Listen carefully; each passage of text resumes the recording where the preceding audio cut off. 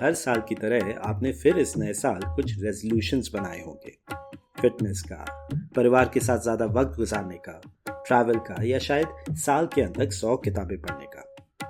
और हर साल की तरह फरवरी के आते आते इनमें से शायद एक दो रेजोल्यूशंस ही ठहर पाएंगे और शायद वो भी नहीं। और फिर आप दोष देंगे अपने मोटिवेशन और डिसिप्लिन को। किताबें पढ़ेंगे कि किस तरह अच्छी आदतें बनाई जाती हैं। पर मेरे ख्याल से इन रेजोल्यूशंस के फेल होने का सबसे बड़ा कारण ये होता है कि ये हमारे लिए उतनी सेक्रेड या एक श्रद्धा के स्तर पर नहीं होते। मिर्जा एलियादी एक रोमानियन फिलोसोफर थे जिनने हमारी जिंदगी के अनुभव को दो प्रकारों में बांटा। पहला वो रोजमर्रा की दौड़ वाली जिंदगी जो सिर्फ अंधाधुंध आगे की तरफ भाग रही होती है, इसे उनने प्रोफेन टाइम कहा।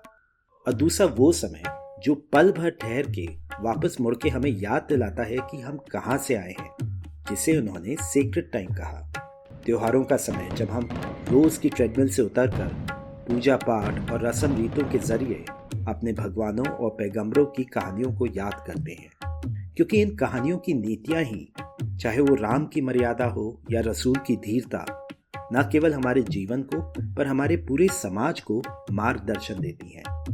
इसके हैरानी की बात नहीं है कि इन त्योहारों को परिवार के साथ मनाने के लिए हम महीनों पहले बुकिंग करके घर को रवाना होते हैं, क्योंकि किसी भी धर्म का आधार हमारी बरादरी या कम्युनिटी ही होती है।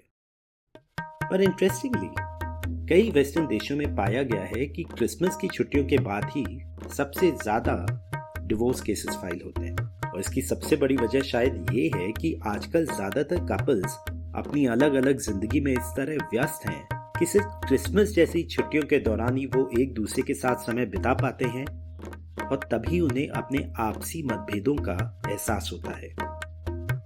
इनमें से शायद कितने रिश्ते टूटने से बच जाते अगर वो ये वक्त पहले निकाल लेते और इन मतभेदों को तब भांप लेते जब वो इतने बड़े नहीं हुए थे और उन पे काम किया जा सकता था। और हमारी यही बिजीनेस जो हमें हमारे रिश्तों में बढ़ती प्रॉब्लम्स नज़रअंदाज करा देती है, हमें ये देखने से भी दूर रखती है कि हमारी अंदरूनी जिंदगी में भी क्या काम नहीं कर रहा, खासतौर से वो चीज़ें जो हमारी जिंदगी को उसका अर्थ या मीनिंग देती हैं। क्योंकि चाहे आप धार्मिक हो या ना हो, हम सबको मीनिंग की ज़रूरत है। एक कंपास की सुई जो हमारी जिंदगी को सामाजिक और आत्मिक तौर पर एक दिशा दे सके।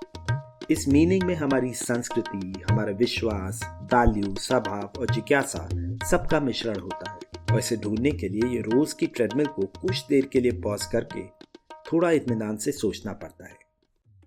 बदलते साल की दहलीज ऐसा ही एक समय होता है, एक सेक्रेड टाइम जिसमें हम थोड़ा ठहर कर अपनी जिंदगी की दिशा का मुआयना कर सकते हैं और उसमें कुछ बदलावों को लाने का संकल्प ठानते हैं।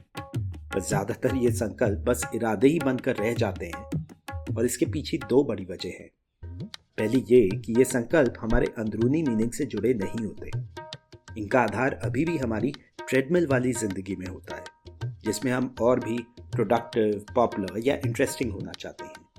जैसे कोई हाफ मैराथन या रीडिंग चैलेंज जिसको ख़त्म करके हम अपने टाइमलाइन पर ब्रॉडकास्ट कर पाएँ, ये नज़रअंदाज करते हुए कि इस घंटों के दौड़ने या पढ़ने में हमारी खुद की वाकई कितनी रुचि है, या एक 20% हाइक वाली नई जॉब जो हमने ठान ली है, बिना ये पूछे कि पैसे के अलावा हमारी बेसिक दिलचस्पी कहाँ है, क्योंकि ये समझ के क्या पता हम अपने करियर में एक नई दिशा ही ले लें। इसलिए हमें अपने संकल्पों को सिर्फ समाज के मुताबिक नहीं पर खुद के जीवन अर्थ से भी जोड़ना चाहिए। लेकिन इवन जब हम वो संकल्प लेते हैं जो हमारे खुद के मीनिंग के करीब होता है, तभी हम उसे पूरा करने में कई बार असफल हो जाते हैं, क्योंकि हम ये रोज की दौड़ में थोड़ा भी कॉम्प्रोमाइज करने में डर रहे होते हैं कि कहीं हम पीछे ना छूट जाएं। इस असमंजस का समाधान है, और वो है इस सेक्रेड शब्द की एटिमोलॉजी में, यानी ये शब्द कहाँ से आया है, जो कि लैटिन का एक शब्द है साकेर, और इस साकेर से एक और अंग्रेजी का शब्द डिराइव होता है और वो शब्द है सैक्रिफाइस। क्योंकि किसी भी बदलाव में कुछ नया तभी जुड़ सकता है जब कुछ पुराना उसके लिए जगह खाली करे। इसलिए आपके असली बदलाव की चाह तब तक निष्क्रिय रहेगी जब तक आप उसके लिए कुछ भी सैक्रिफाइस करने में संकोच कर रहे हैं, चाहे वो आपका टाइम हो या अभी की आदतें। क्योंकि जहां एक सच ये है कि नए साल के वक्त सबसे ज्यादा तलाक के फैसले होते हैं, तो एक दूसरा सच ये भी है कि ये वो वक्त भी है जब सबसे ज्यादा कपल्स अपनी फैमिलीज में एक और जीवन लाने का फैसला लेते हैं। पर जिस तरह एक संतान करने के फैसले में इन दंपतियों को अभी की जिंदगी में अगले कई सालों तक कई सैक्रिफाइस करने के लिए तैयार होना पड़ता है, उसी तरह इस सेल्फ ट्रांसफॉर्मेशन के सफर में आपको भी थोड़ा बहुत सैक्रिफाइस करने को तैयार होना होगा। संत कबीर के शब्दों में, चींटी चावल ले चली, बीच में मिल गई दाल, कहत कबीर दो ना मिले, एक ले दूजी डाल। मतलब एक चींटी जो अपने मुंह में चावल का दाना लेकर जा रही थी, उसको रास्ते में दाल मिल गई। अब अगर उसे ये दाल उठानी है तो मुंह से चावल तो गिराना होगा ना। क्योंकि असल में संकल्प तो इस सैक्रिफाइस का ही है ना, कि जिन नई आदतों और स्वभावों को आप अब से अपनाना चाहते हैं, उसके लिए सबसे पहले अभी की किन आदतों को छोड़ने के लिए तैयार हैं। इनफैक्ट जिन भगवानों और मसीहाओं की कहानियां हम त्योहारों के वक्त याद करते हैं, उनमें से सबसे ज्यादा तो हमें उनकी प्रतिज्ञा और बलिदान ही तो प्रेरित करते हैं।